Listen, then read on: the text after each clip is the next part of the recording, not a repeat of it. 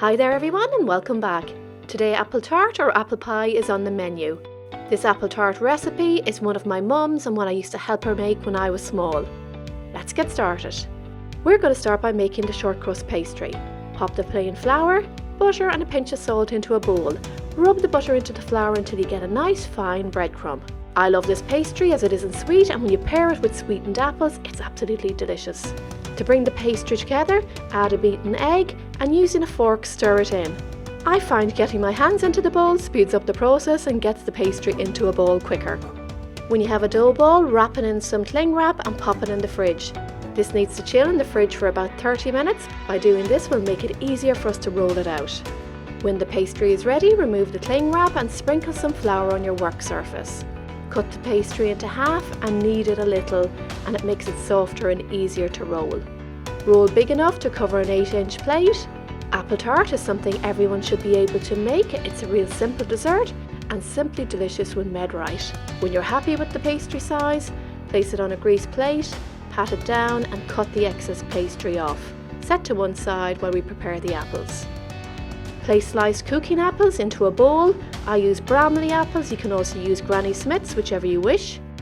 To sweeten the apples, add light brown or white sugar, and I like to add a little cinnamon. My mum always put ground clove in hers and it's lovely too.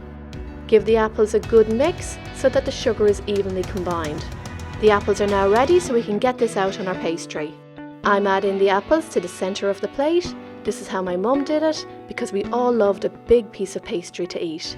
Brush the pastry with some egg and this helps the lid to stick. Roll out the remaining pastry and place it on top of the apples. Press it down with your fingers and trim the excess with a sharp knife. Using a fork, press down on the edge of the pastry just like what I'm doing, and now we need to put a little cross in the top to let out the steam. Using the egg again, brush the tart all over. Using the excess pastry, make some decorations for the top. They don't have to be anything fancy, but it will add a lovely finished touch to your apple tart. Brush the pastry decorations with some egg. Finish off by sprinkling over some brown or white sugar. That's it, the apple tart is now ready for the oven. Bake for 35 to 40 minutes. When it's baked, allow it to cool for about 15 minutes before cutting into it. Apple tart is lovely either hot or cold. Cut a big slice. Like everything else, it tastes better with freshly whipped cream. Spoon it on top and enjoy.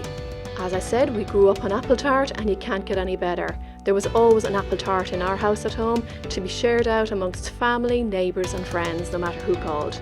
I hope you enjoyed this tutorial and try out my mum's apple tart recipe.